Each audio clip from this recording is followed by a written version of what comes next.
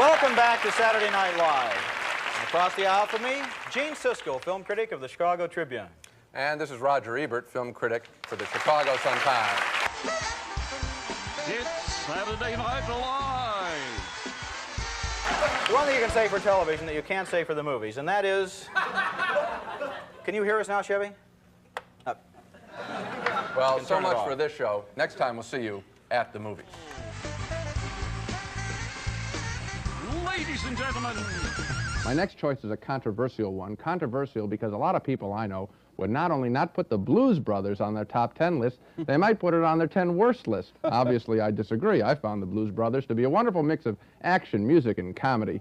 Here's one of my favorite scenes in the film. It takes place in a South Side Chicago diner as John Belushi and Dan Aykroyd, the Blues Brothers, attempt to persuade an old musician friend to help them raise some money to save an orphanage. The musician's wife, Aretha Franklin, objects. Would it make you feel any better if you knew that what we're asking Matt here to do is a holy thing?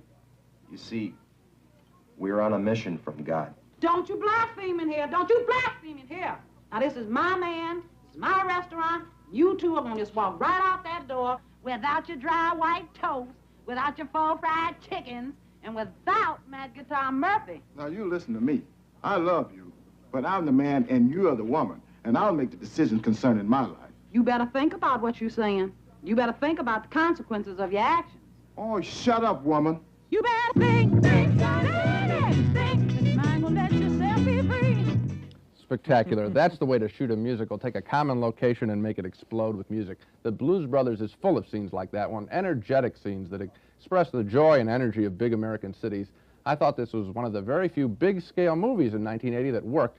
I had a good time from beginning to end. I had a good time, too. I thought the movie was a lot of fun. I didn't put it on my best 10 list, and I'll tell you why. I thought it was too overblown. I love Belushi, I loved Aykroyd, I love the music, Aretha Franklin, Ray Charles. But if it's funny to have one squad car run into another squad car, it's not necessarily funnier to have 20 squad cars run into 20 other squad cars. I didn't think it was necessary to go to those extremes. Well, I like the bigness of it. I like the bigness of the explosions. I like the bigness of the crashes. I was really amazed that we've had Belushi and Aykroyd made a lousy big film, 1941, a year ago. This one, I think, worked from beginning to end. She's a babe. She's a robo-babe. In Latin, she would be called Babia Majora. If she were a president, she'd be Abraham Lincoln. Mike Myers and Dana Carvey bring their Saturday Night Live characters to the big screen in Wayne's World. Our first movie is named Wayne's World, and it was inspired, of course, by the Saturday Night Live parody of a public access cable TV show that allegedly originates from the basement of Wayne Campbell in Aurora, Illinois. In the film version, Wayne, who spends a lot of time talking directly to the camera, takes us on a tour of his parents' house where he still lives. I've had plenty of Joe jobs. Nothing I'd call a career. Let me put it this way. I have an extensive collection of name tags and hairnets. Wayne and his sidekick Garth, played by Mike Myers and Dana Carvey, are party animals who cruise the streets of Aurora looking for action. The tribute to Freddie Mercury and Queen there is typical of a lot of the movie's in-jokes. Wayne and Garth may look dumb, but this is a smart movie that surprised me with the quality of its satire. For example, look at this scene where the boys have been given backstage passes to an Alice Cooper concert up the road in Milwaukee. So, do you come to Milwaukee often? Well, I'm a regular visitor here, but Milwaukee has certainly had its share of visitors. The French missionaries and explorers were coming here as early as the late 1600s to trade with the Native Americans. In fact, isn't Milwaukee an Indian name? Yes, Pete, it is. Actually, it's pronounced Miliwake, which is Algonquin for the good land. The movie's plot, such as it is, involves Wayne's crush on a heavy metal singer played by Tia Carrera. One of the endearing things about this movie is how needy these guys are. Hey, hold on. Can I call you sometime? If you got $5, you can come to the Red Party. It's at my loft. I'm there. The plot thickens when a TV executive, played by Rob Lowe, decides that Wayne's World has the perfect demographics to be sponsored by a chain of video arcades. Excuse me? Baking powder? It sounded like you said you were going to pay us for doing Wayne's World.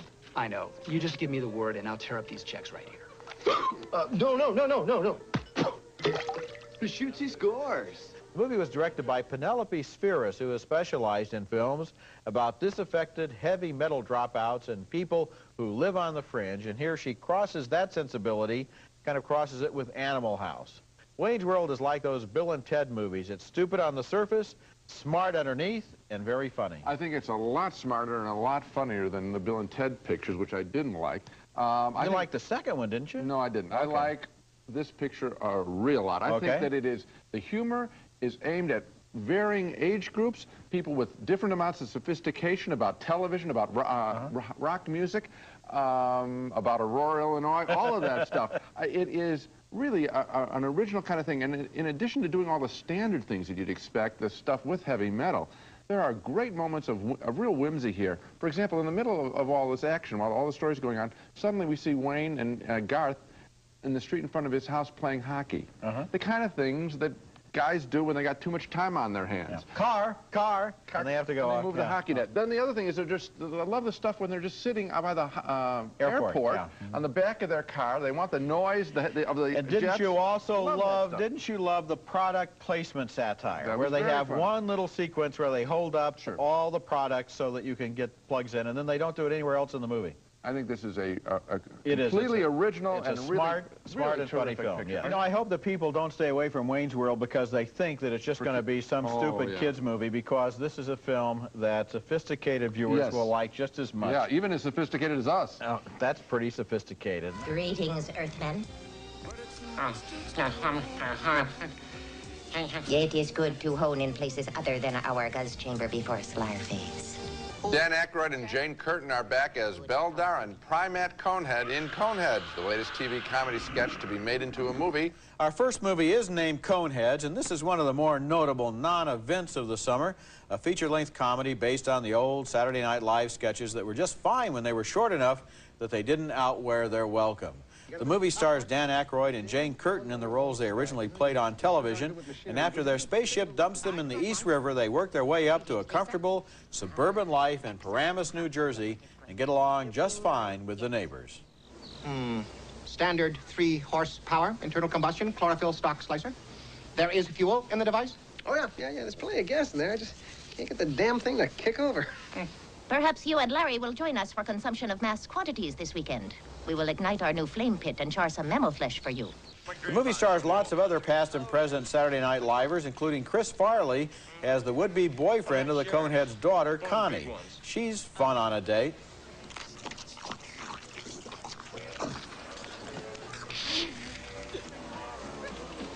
Wow! My mom's the only other woman I've ever known who could take a sandwich like that. Are you gonna eat that? No. You're something special. The Coneheads may have strange eating habits, but a Conehead dad, like a human, is protective of his daughter's virtue.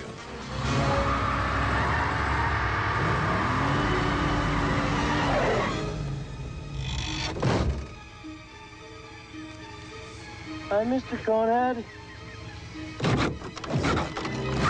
I find you unacceptable. Yes, sir. If I did not fear incarceration by human authority figures, I would terminate your life functions by applying sufficient pressure to your blunt skull so as to cause its collapse. Thank you. I imagine that the idea of making the Conehead sketches into a movie was inspired by the success of Wayne's World, another transplant from comedy TV. But the Coneheads don't wear well at feature length. The screenplay seems contrived, the humor is forced, and the Coneheads basically exist in a one-joke universe.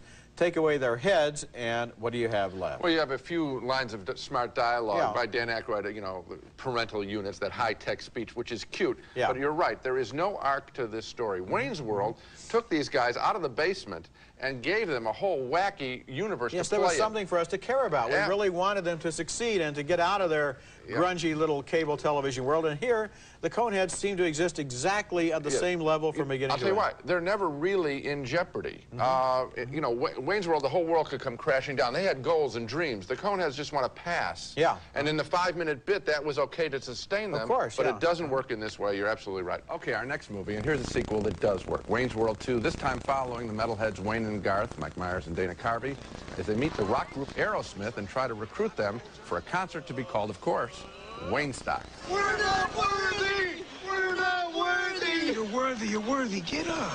Actually, most of the film is about babes, not music, and the boys' pursuit of babes, or in the case of the frightened Garth, The very funny way one babe, played by Kim Basinger, pursues him.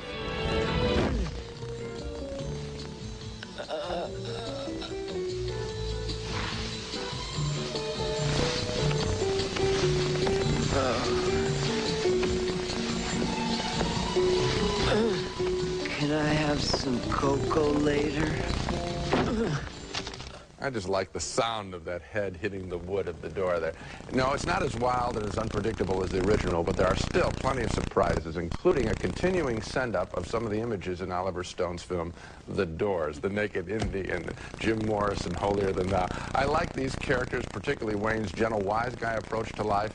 Wayne's World 2 is very funny. I look forward to a third film in this series. I like the movie, too. It is funny, and, you know, they're gentle, and they're kind, they're nice people. If they ever get hard and cynical, the series will be over. I know what they should do for Wayne's World 3. One of the boys is faced with marriage and leaving the other one. I think it would be terrific. That'd be terrible. But, you know, the funniest thing in this whole movie, I think, is the fake karate fight scene with the dubbed dialogue. And every time they move the arm, it goes... Right, okay, my choice for the worst material recycled from television is Coneheads, which proves that if you're going to stretch a Saturday Night Live sketch to feature length, it's going to take more than pointy heads to make it funny. This is a dismal, dreary, and fairly desperate movie in which the actors try hard, real hard, but they are unable to overcome an uninspired screenplay. The movie stars Dan Aykroyd and Jane Curtin back in the roles they created on SNL during the 1976-77 season. After their spaceship crash lands on Earth, they try to become a typical American family living in New Jersey. Standard 3-horsepower internal combustion chlorophyll stock slicer. There is fuel in the device? Oh, yeah, there's plenty of gas in there. I just can't get the damn thing to kick over. Perhaps you and Larry will join us for consumption of mass quantities this weekend. We will ignite our new flame pit and char some mammal flesh for you. That sounds like fun. I'll make some coleslaw. Ah, coleslaw. We will enjoy it. There are lots of sight gags about conehead eating habits in this movie. They like the vacuum cleaner, for example, to feed directly into their mouth. But the movie is basically just a curious series of events on the screen recording the behavior of these strange characters in their bizarre ways. The story doesn't build into comedy, and it's not really funny by itself. Coneheads is, in fact, a multi-million-dollar demonstration of something a lot of people discovered in high school at parties, and that is, it doesn't make you a comedian just because you put on a funny hat. Or funny head. Yeah. I agree with you. You know, the standard here is the Wayne's World films, which were so wonderful. They took the characters and they do stand for youth and, you know, why kids are into heavy metal music and a put-down of pretense in art and Jim Morrison films and The Doors. They're about something. Here, the Coneheads, it is just behavior of stuff that would work in a 2-minute bit on Saturday Night Live. They thought they had it. Yes. They didn't think, gee, for a 2-hour movie, it has to be special. They thought, this was popular, so it'll be popular again, and that isn't always the case. It's Pat, the movie. Oh, Pat. Is that a banana in your pocket, or are you just happy to see me? No, it's a banana. Coming up next, Saturday Night Live's Al Franken takes his recovering 12-step character Stuart Smalley to the big screen in Stuart Saves His Family. Darn you, Mom! Darn you, Mom! I'm Stuart Smalley. Ever since I was a kid, Go! Go! Go! I knew there was something wrong with my family. My father grew up in the Great Depression. His mother. That's Al Franken as Stuart Smalley, the sweet, recovering overeater and traumatized son of a bad drunk in Stuart Saves His Family, a feature film based on a terrific Saturday Night Live sketch. And unlike most of the Saturday Night Live inspired movies we've been getting lately, this one works. It's smart and hip and doggone it, I like it. Stuart has a self-affirming public access TV show, but as the movie opens, he's lost it, giving him yet another crisis, which conflicts with his waiter's job where Stuart can't help but give advice to the customers. You know, the Ossobuco is extremely fatty. You might want to try... I'll try the Ossobuco. And also the mixed baby field greens. Low-cal vinaigrette? Creamy Caesar. On the side? On the salad. Another crisis, the centerpiece of the film, is that Stuart is drawn back into his dysfunctional family after his aunt dies. Back home in Minnesota, Stuart explains to his timid little mouse of a mother, played by Shirley Knight, a veteran with a nice piece of work here, the source of his problems. Are you on the phone? Yeah. Well, I'm sorry. Who you're talking to, sweetheart? A friend.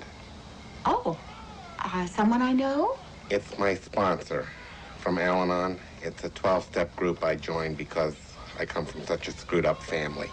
Another key character, Stuart's alcoholic brother, played by Vincent D'Onofrio. Stuart has advice for his brother's boisterous bar buddies, and the words sound right, with just a slight comic twist. I think you're acting out the shame and powerlessness of that tiny, frightened child that's still inside of you.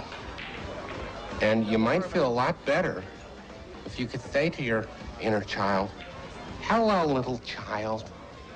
I'm going to protect you." Actually, the biggest source of trauma in Stuart's life is his miserable, boorish father, played memorably by Harris Yulin. Look happy! All right. Damn it! Find another road! Stop it, you maniac! Jerk! Come back! No! Oh, my God! Everybody smile!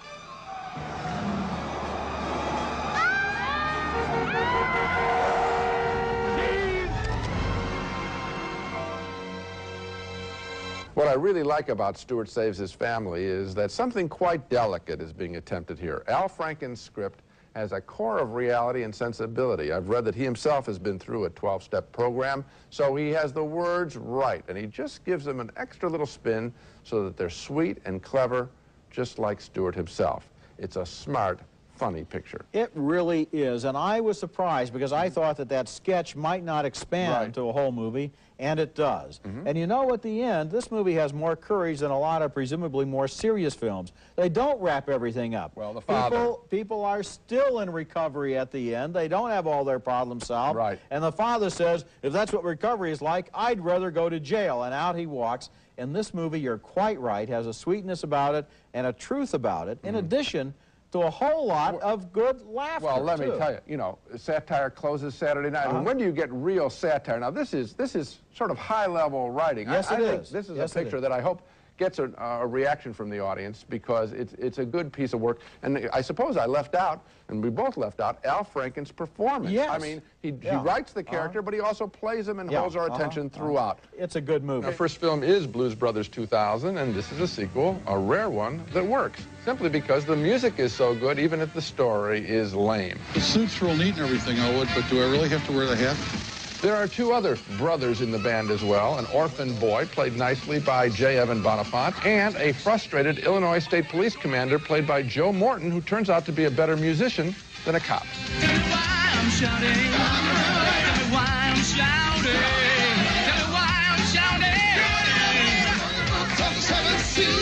The centerpiece of the film is a blues band contest with plenty of heavyweight musicians performing, all in celebration of the blues. One of the competing bands features no less than B.B. King, backed up by country star Travis Tritt and electric guitar god Eric Clapton.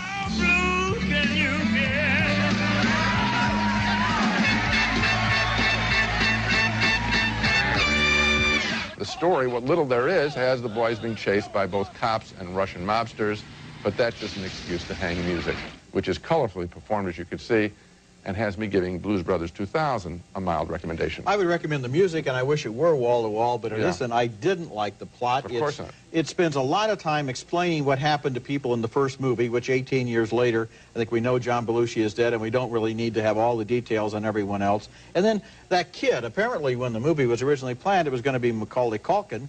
That's how much time has passed since they finally got this movie made. The kid is completely unnecessary. He's dragged around as a kind of an unexplained appendage, and we're constantly cutting away from the music in order to get dumb plot points. Well, both Aykroyd and Belushi felt very strongly about the blues, sincerely, and they want to pass this knowledge and appreciation down the generations, and I think that's the kid. No, I really think that's why the kids... That may be true, but I you're know not going to get that out of the movie, I don't think. Well, I got it. How's that? And here's one more thing.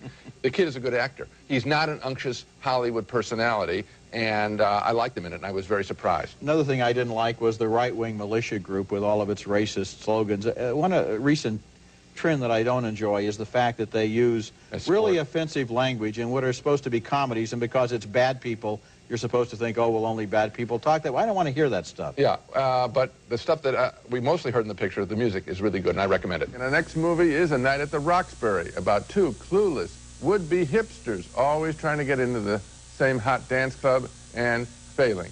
It's a dreary and predictable comedy that isn't helped by being about the third such film to come out recently. It's not in the same class as either The Last Days of Disco or 54, which weren't themselves anything special. And in just a few months, I guess, we've seen the creation of a whole new genre. The leads are played by Will Ferrell and Chris Kattan, adapting their Saturday Night Live sketch.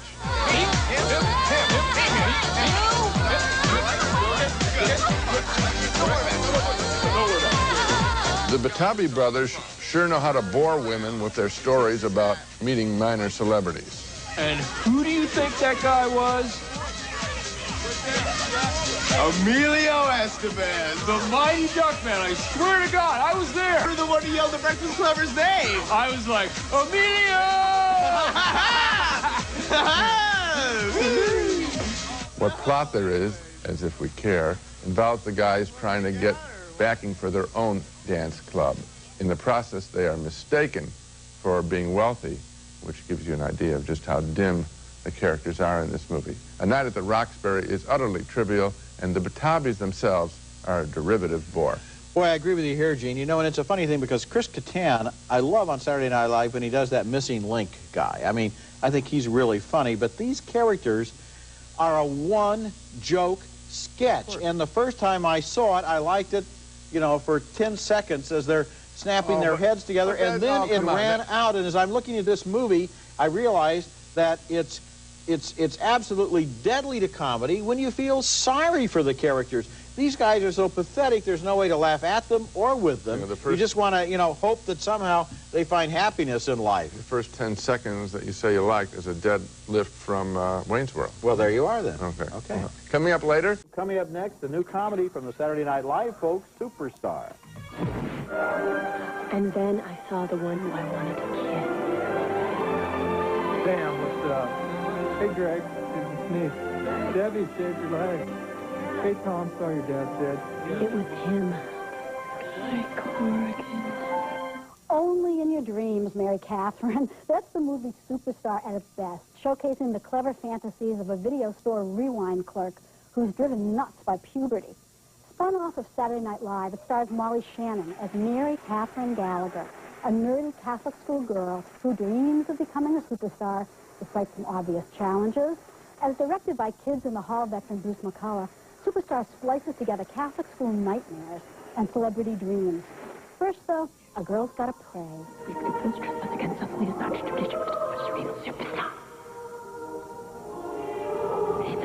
Mary Catherine's prayers are answered. Incredible? Maybe, but hey, this is a movie.